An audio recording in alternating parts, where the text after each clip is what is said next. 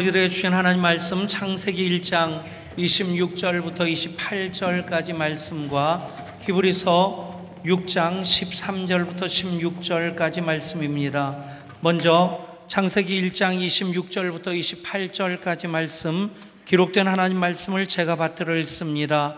하나님이 이르시되 우리의 형상을 따라 우리의 모양대로 우리가 사람을 만들고 그들로 바다의 물고기와 하늘의 새와 가축과 온 땅과 땅에 기는 모든 것을 다스리게 하자 하시고, 하나님이 자기 형상 곧 하나님의 형상대로 사람을 창조하시되 남자와 여자를 창조하시고, 하나님이 그들에게 복을 주시며 하나님이 그들에게 이르시되 생육하고 번성하여 땅에 충만하라. 땅을 정복하라. 바다의 물고기와 하늘의 새와 땅에 움직이는 모든 생물을 다스리라 하시니라. 아멘. 히브리서 6장 13절부터 16절까지 말씀 우리 한 절씩 교독합니다. 하나님이 아브라함에게 약속하실 때 가리켜 맹세할 자가 자기보다 더 큰 이가 없으므로 자기를 가리켜 맹세하여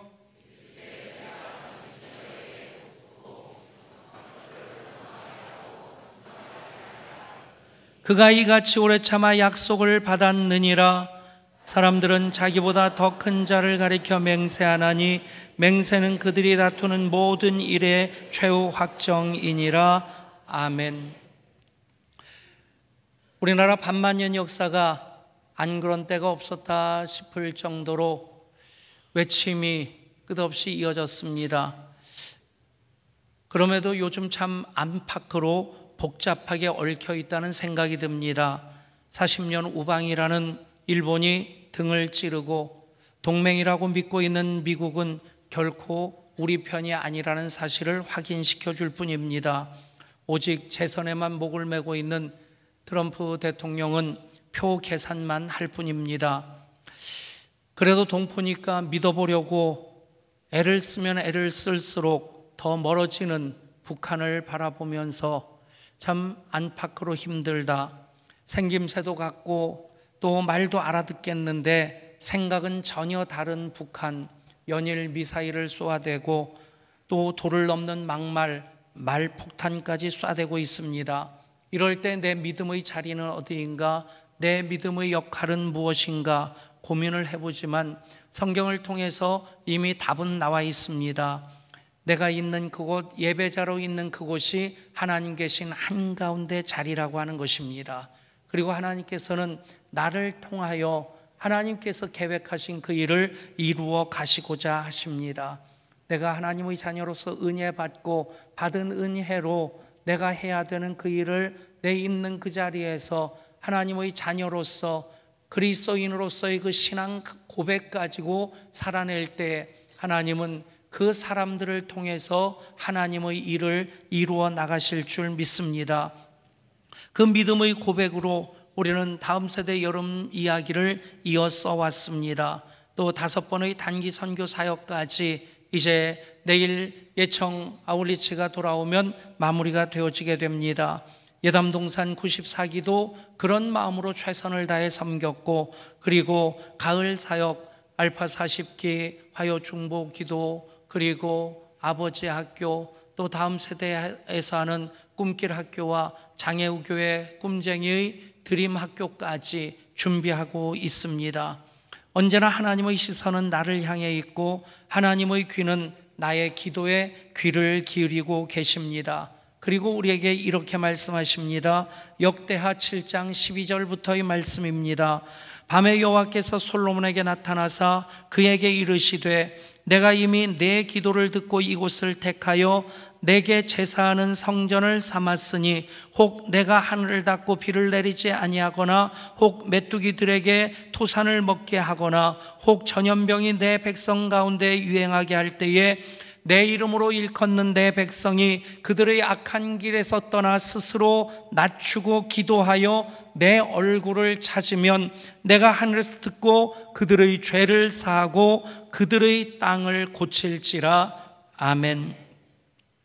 하나님께서 때로 그 죄에 대해서 심판을 하십니다. 끝까지 참으시는 하나님이신데 그 심판을 통해서도 하나님께서 그 사랑을 나타내 보여주십니다. 그것이 오늘 역대하 7장의 말씀에서는 혹 하늘을 닫고 비를 내리지 아니하거나 혹 메뚜기들이 토산을 먹거나 혹 전염병이 그 백성 가운데 유행하는 일이라 말씀합니다. 그럼에도 불구하고 내 이름으로 일컫는 내 백성이 그들의 악한 길에서 떠나 스스로 낮추고 내 얼굴을 찾으며 기도하면 내가 하늘에서 듣고 그들의 죄를 사하고 그들의 땅을 고칠지라.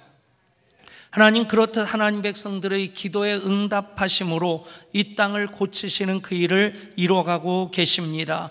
하나님은 하나님의 사람을 통해서 하나님의 일을 이 땅에 펼쳐나가고 계십니다. 그 일을 위해 사람들을 하나님의 형상대로 창조하셨습니다. 그리고 형상대로 창조한 사람들에게 생육하고 번성하고 충만하고 정복하며 다스릴 권세를 주셨습니다. 창세기 1장 26절부터의 말씀입니다. 하나님이 이르시되 우리의 형상을 따라 우리의 모양대로 우리가 사람을 만들고 그들로 바다의 물고기와 하늘의 새와 가축과 온 땅과 땅에 기는 모든 것을 다스리게 하자 하시고, 하나님이 자기 형상 곧 하나님의 형상대로 사람을 창조하시되 남자와 여자를 창조하시고, 하나님이 그들에게 복을 주시며 하나님이 그들에게 이르시되 생육하고 번성하여 땅에 충만하라. 땅을 정복하라. 바다의 물고기와 하늘의 새와 땅에 움직이는 모든 생물을 다스리라 하시니라. 아멘.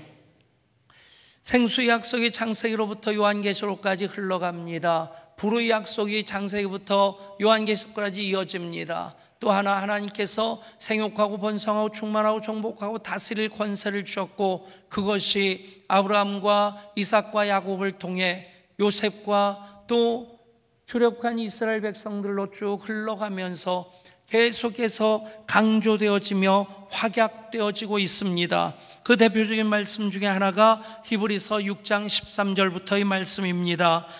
하나님이 아브라함에게 약속하실 때 가리켜 맹세할 자가 자기보다 더 큰 이가 없으므로 자기를 가리켜 맹세하여 이르시되 내가 반드시 너에게 복주고 복주며 너를 번성하게 하고 번성하게 하리라 하셨더니 그가 이같이 오래 참아 약속을 받았느니라. 사람들은 자기보다 더 큰 자를 가리켜 맹세하나니 맹세는 그들이 다투는 모든 일의 최후 확정이니라. 우리를 향하신 하나님의 약속, 내가 너를 반드시 번성하게 하고 번성하게 하며 너를 복주고 복주리라. 아멘. 이 약속, 하나님보다 더 큰 이가 없기 때문에 하나님 스스로에게 맹세하시면서 우리들에게 약속하신 하나님의 약속인 것을 믿으시기를 바랍니다. 그 하나님의 약속을 따라 살고 그 약속의 성취를 이루는 사람을 일컬어서 믿음의 달인이라고 얘기할 수 있겠다 싶습니다. TV에서 생활의 달인이라는 코너를 보면 참 대단하다 싶은 사람들 많이 있습니다. 오래전에 한번 봤는데 이따만큼 큰 생수병을 배달하는 사람이에요. 생수통을 배달하는데 보통 사람들은 하나 들고 가기도 끙끙대는데 이 사람은 보통 3개씩 들고 다닙니다. 그리고 더 재미있는 것은, 신기한 것은 빈 생수통 들고 와서 트럭 위로 집어 던지는데 보지도 않고 뒤로 던져요. 그럼 빙글빙글 돌아서 쏙 들어갑니다. 그 카트리지 하나하나에 빈 생수통이 어떻게 거꾸로 처박히는 것도 하나 없고 튕겨 나오는 것도 하나 없고 빙빙 돌아서 쏙쏙쏙쏙 들어가는데 얼마나 많이 했으면 저럴 수 있을까? 여러분, 그 모든 분야에서 그 나름대로 최고의 경제에 있는 사람들을 달인이라고 일컫는데, 그들의 분야가 어떻든 하는 일이 어떻든 공통점이 있었습니다. 그들은 부지런하고 열정이 있고 성공의 의지가 있고 또 하나 자기 하는 일을 기뻐한다는 거예요. 감사하면서 그 일을 한다는 겁니다.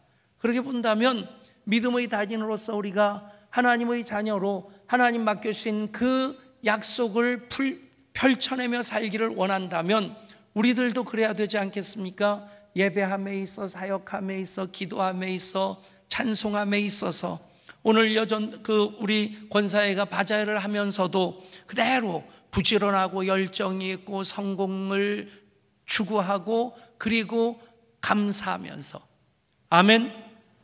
여러분, 사역할 때마다 점검하실 수 있기를 바랍니다. 또 예배 드릴 때마다 우리가 그렇게 점검해야 될 줄 믿습니다. 그렇게 예배하면 성령님 임하십니다. 거기에 성령의 역사하심이 있고 거기에 말씀의 성취가 이루어지게 될 줄 믿습니다. 믿음의 달인으로서의 조건이 무엇일까? 나름대로 기억하기 좋게 6가지 쌍기억으로 시작되는 말들을 조합해서 우리가 정리해 보려고 합니다. 다음 주까지 정리해 보고자 하는, 물론 찾아보면 굉장히 많더라고요. 그런데 그 중에서 끈이라고 하는 것, 꾀, 끼, 깡, 꼴, 꿈까지 순수한 우리말인데 그냥 끈, 꾀, 끼, 깡, 꼴, 꿈. 꿈을 맨 뒤에 위치하게 한 것은 그것들이 다 제대로 점검되어지면 우리 교회가 꿈대로 이루는 교회로서 더 견고하게 다져지게 될 줄 믿습니다. 여러분들의 꿈꾸는 것들이 다 현실이 될 줄 믿습니다. 끈은 관계입니다. 인맥, 네트워크를 얘기를 합니다. 현대를 살아가는 사람들의 가장 소중한 것 한 가지를, 가장 긴밀한 것 한 가지를 얘기한다면 저는 인터넷이라는 생각이 들어요. 이제는 스마트폰이 인터넷과 연결되어지면서 단지 전화가 전화하는 용도가 아니죠. 옛날에는 전화하면 이렇게 했습니다. 근데 그 다음엔 이렇게 하고, 그 다음에는 요즘은 이렇게 하거나 이렇게 하면 아이들이 모른대요. 이렇게 해야 된대요. 스마트폰 붙이고 전화를 하니까 어쨌든 전화기가 그냥 통화의 수단을 넘어서서 이제 인터넷과 연결되어지면서 모든 정보를 주고받고 모든 관계의 그런 연결 고리로서 아주 중요한 역할을 합니다. 사실 요즘 시대에 그 네트워크가 더 많이 강조되고 있을 뿐이지 인간이란 말도 사람과 사람 사이 아닙니까? 그러니까 인간은 홀로 존재하는 그런 존재를 얘기하는 것이 아니라 함께 살아가는 관계 속에 살아가는 존재가 인간이라고 하는 것입니다. 요즘 보면 업종을 불구하고 다 네트워크 속에서 움직여집니다. 그 차량 공유 플랫폼이 시작되려고 할 때 택시업계의 반발에 의해서 지금 주춤하고 있습니다. 그런데 이미 택시업계도 네트워크로 움직여지고 있죠. 요즘 택시가 길 가면서 손든 사람들만 태웁니까? 호출 받고 그렇게 갑니다.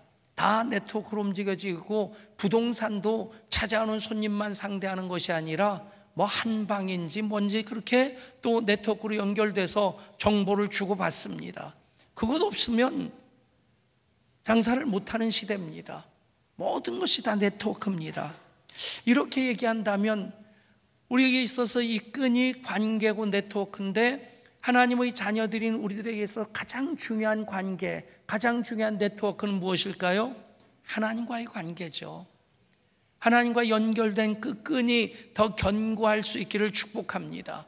그런데 그 끈이라는 것은 단지 연결하는 역할만 하는 것이 아니라 비끄러 매는 역할도 합니다. 짐을 쌀 때 끈으로 꽁꽁 묶지 아니하면 이 포장이 잘 안 돼서 중간에 풀릴 수도 있겠고, 얼마 전에 그 끈이 부실하니까 엘리베이터가 떨어져 가지고 2사람인가 3사람이 죽는 일도 있었고, 이 끈이라고 하는 것, 하나님과 연결 고리일 뿐만 아니라 하나님과 나를 비끄러 매는 끈이 될 수 있기를 축복합니다.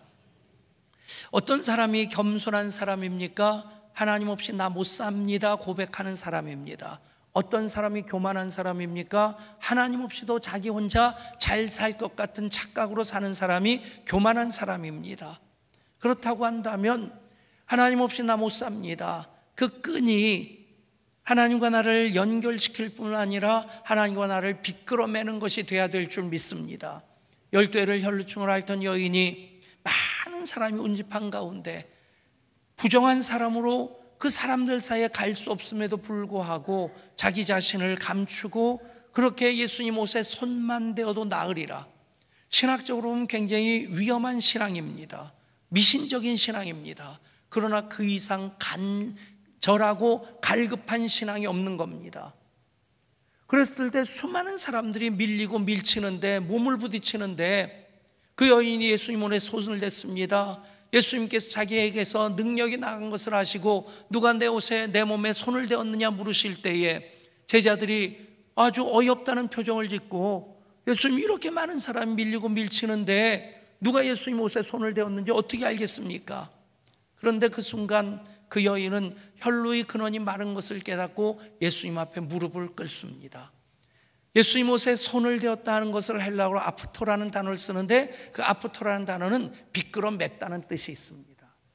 여러분, 우리의 신앙이 하나님과 나를 연결시키는 것에서 한 걸음 더 넘어가서 하나님과 나를 하나 되게 하는 신앙이 될 수 있기를 축복합니다. 그 끈이 우리의 믿음입니다. 그 끈이 우리 기도고 찬양입니다. 그런데 성경의 모든 신앙은 십자가에 다 담겨집니다. 이 관계라고 하는 것도 하나님이 우리를 자녀 삼으시고 일방적으로 사랑을 베푸시고 우리들에게 은혜를 주십니다. 그래서 우리가 자격도 없는데 조건도 갖추지 못했는데 하나님 자녀가 되었습니다. 그렇다면 어떻게 살아야 되느냐? 그것에 대해서 성경은 끊임없이 말씀합니다. 고린도후서 5장 17절 18절 보면 그렇게 끈으로 연결된 사람을 그리스도 안에서 새로운 피조물이라고 말씀합니다. 그리고 새로운 피조물들이 감당해야 되는 사역이 무엇이냐? 화목하게 하는 직책이라고 말씀합니다. 그것이 하나님과 나와의 수직적인 관계고 너와 나의 우리의 수평적인 관계입니다. 여러분, 하나님을 잘 믿으면 잘 믿을수록, 하나님을 사랑하면 사랑할수록 우리는 사람을 사랑하고 사람을 섬겨야 됩니다. 그래서 예수님께서는 내 이웃을 내 몸과 같이 사랑하라. 그것에 앞서서 하시는 말씀 무엇입니까? 너의 하나님을, 주 너의 하나님을 내 몸을 다하고 마음을 다하고 뜻을 다하고 힘을 다하고 정성을 다하여 사랑하라. 그것이 크고 첫째 된 계명이요 둘째는 또 이와 같으니 내 이웃을 내 자신과 같이 사랑하라. 그게 바로 십자가입니다. 하나님과 나와의 관계, 그리고 우리 관계가 십자가로 조화를 이루는 것입니다. 그래서 그리스도 안에 새로운 피조물 된 우리들, 하나님과 그 관계로서 끈으로 연결된 이들은 이제 이웃 사랑을 위해서, 우리가 복받아야 되는 이유도 섬기기 위해서고, 우리가 출세해야 되는 이유도 섬기기 위해서고, 여러분 자주 말씀드리지만 부자는 잘 사는 사람이 아닙니다. 돈 많은 사람입니다. 예수 믿는 사람으로서 잘 사는 사람은 누구냐? 그 말씀대로 믿음대로 사는 사람입니다. 아멘. 여러분, 그렇게 우리로 화목하게 하는 직분을 감당하게 하시는 것입니다. 또 빌립보서 2장에서도 너희 안에 이 마음을 품으라 곧 그리스도 예수의 마음이니 그는 근본 하나님과 본체시나 동등됨을 취할 것으로 여기지 아니하시고 자기를 비워 종의 형체를 가지사 이 땅에 오셔서 죽기까지 복종하셨다고 말씀합니다. 그분으로 인해서 우리가 그분을 사랑하는 예수 그리스도의 마음을 품을 때에 어떻게 살아가야 되느냐? 빌보서 2장 2절부터 4절까지 이렇게 말씀합니다. 마음을 같이하여 같은 사랑을 가지고 뜻을 합하여 한 마음을 품어 아무 일에든지 다툼이나 허용으로 하지 말고 오직 겸손한 마음으로 각각 자기보다 남을 낮게 여기고 각각 자기 일을 돌볼 뿐더러 또한 각각 다른 사람들이 일을 돌보아 나의 기쁨을 충만하게 하라. 아멘.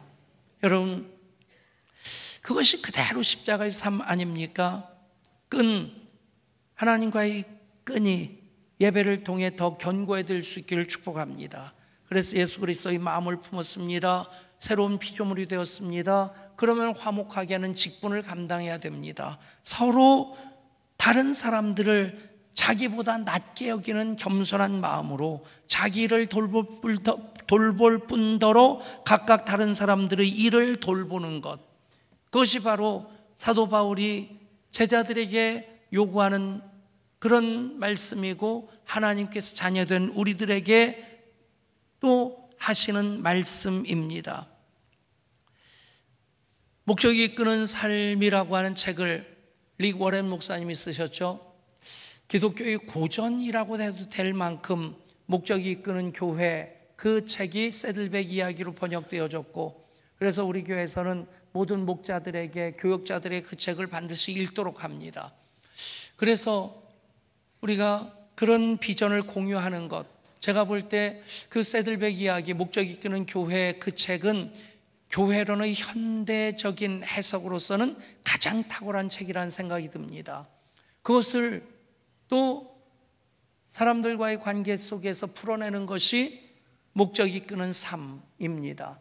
거기서 관계 회복을 위해서 7가지 성경적인 방법을 얘기하고 있는데, 그 첫 번째는 사람에게 이야기하기 전에 하나님께 먼저 이야기하라. 그러면 하나님이 일하기 시작하신다는 거예요. 내 마음을 만져주시기도 하고 그 사람 속에 하나님 이제 역사하시기 시작하신다. 관계를 놓고 기도한다면 반드시 그 관계는 원만해지게 됩니다. 하나님은 중간에 막힌 담을 허시는 분이십니다. 그래서 첫 번째가 사람에게 이야기하기 전에 하나님께 먼저 이야기하라. 두 번째, 관계 회복을 위해서는 항상 먼저 다가서라는 겁니다. 내가 가해자든 내가 피해자든 상관없이 깨달은 사람이 먼저 다가서라는 것입니다. 얼만큼 그것에 대해서 예수님이 중요하게 말씀하십니까? 마태복음 5장 보면 너희가 예물을 제단에 드리려다가 형제에게 원망받을 만한 일이 생각나거든 예물을 제단에 두고 가서 먼저 형제와 화해하고 와서 예물을 하나님께 드려라. 여러분, 화해가 예배보다 우선순위라는 겁니다. 왜 그렇습니까? 이 사람들과의 관계가 얽혀 있다면 예배가 진정한 예배가 될 수 없기 때문에 그렇습니다. 뭐 얘기하려고 하면 얼마나 많은 얘기할 것이 있겠습니까? 어쨌든 관계 회복을 위해서 먼저 다가서라. 세 번째, 그들의 감정에 공감하라. 입을 많이 사용하지 말고 귀를 많이 사용하라는 겁니다. 목사의 병 중에 하나가요, 말을 많이 하는 게 병이에요. 그래서 상담하러 온 분이 있으면 어떤 때는 제가 해답을 먼저 이렇게 제시할 때가 많아요. 어떤 때는 그냥 단도직입적으로 그래야 될 때도 있지만, 근데 진정한 상담은 많이 들어주는 겁니다. 공감하다 보면 자기 얘기하면서 대부분의 분들은 자기 스스로 정리를 하더라고요. 어쨌든 공감하는 것 중요하고, 네 번째로 나에게도 잘못이 있음을 고백하라고 얘기를 합니다.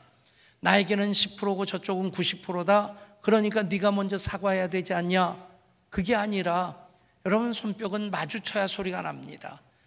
문제가 발생됐다고 하는 것은 5%든 10%든 내 책임도 있다는 얘기예요. 그런데 그것을 누가 크냐 적으냐 하는 것을 따지다 보면 관계 회복은 되지 않는다는 겁니다. 다섯 번째, 사람을 공격하지 말고 문제를 공격하라. 그러니까 사람을 공격하다 보면 감정이 격화됩니다. 왜 이렇게 됐는가, 문제를 어떻게 해결할 수 있을까 접근하다 보면 감정적으로 부딪히지 않고 그 관계를 회복할 수 있게 되고요. 여섯 번째, 할 수 있는 한 협력하라. 사도 바울은 로마서 12장에서 이렇게 말씀합니다. 할 수 있거든 너희로서는 모든 사람으로 더불어 화목하라. 그리고 마지막 일곱 번째, 해결이 아닌 화해를 강조하라. 해결은 사실 참 쉽지 않습니다. 모든 사람이 모든 것에 대해서 한 마음 한 뜻을 갖는 것 쉽지 않습니다. 우리 교인들도 1000명 때까지는 하나였던 것 같아요. 한 덩어리였던 것 같은데 그 이상부터는 각각 자기 소견에 오른 대로 행하더라고요. 여러분, 모든 사람이 모든 것에 대해서 동의하는 것은 비현실적인 겁니다. 그러나 화해를 위해서 서로 이해하고 양보하고 격려하다 보면 성령님 하나 되게 하신 것을 힘써 지켜나갈 수 있게 됩니다. 여러분, 끈이라고 하는 것은 관계입니다. 네트워크입니다. 믿음의 달인으로서 우리는 하나님과의 관계가 최우선돼야 될 줄 믿습니다. 그 다음 쌍기역으로 시작되는 두 번째, 꾀입니다. 꾀는 지혜입니다. 그런데 자기 꾀를 쓰는 사람들은 자기 꾀로 망하죠. 이소부와의 염소와 닭의 대화가 나옵니다. 여우와 닭이 대화를 하는데 여우가 자랑스럽게 말합니다. 나는 사냥개를 따돌릴 수 있는 10가지나 더 되는 방법을 알고 있다. 발자국을 거꾸로 찍어서 사냥개를 헷갈리게 만들고 물을 건너가지고 또 냄새를 없애고 그리고 나무 위로 걷고 그래가지고 사냥개를 따돌리는 10가지나 더 되는 방법을 알고 있다. 자랑스럽게 얘기하니까 달걀이 굉장히 부러워서 이렇게 바라보면서 그렇게 있으니까 여우가 닭을 좀 무시하면서 말합니다. 너는 무슨 방법이 있냐? 나는 한 가지밖에 없어. 그냥 날개짓 해가지고 지붕 위로 날아 올라가는 것밖에 없어. 그 말이 끝나기 무섭게 사냥개가 왈왈 짖으면서 달려듭니다. 깜짝 놀란 닭은 그냥 날개짓 해가지고 얼른 지붕 위로 도망갔습니다. 그런데 10가지나 더 되는 사냥개를 따돌리는 방법을 알고 있었던 여우는 몇 번째 방법으로 사냥개를 따돌릴까 고민하는 사이에 물려 죽습니다. 여러분, 야곱도 그렇지 않습니까? 자기 꾀 가지고 기껏 한 일은 팥죽 한 그릇 가지고 형을 속여가지고 장자권을 빼앗은 겁니다. 자기 꾀를 의지하고 살 때 그는 하나하나 다 잃게 됩니다. 결국에 외삼촌 라반의 집까지 정말 수천 킬로나 떨어진 그곳까지 그렇게 목숨 하나 부지하기 위해서 피난길에 오르기도 합니다. 그런데 하나님의 지혜를 붙잡을 때, 하나님의 말씀을 지혜로 삼을 때 그 형에 대해서 뭐라고 얘기를 합니까? 내가 형님의 얼굴을 배운 즉 하나님의 얼굴을 본 것 같사오며. 여러분, 말씀을 많이 아는 것도 중요합니다만 말씀대로 사는 것이 더 중요합니다.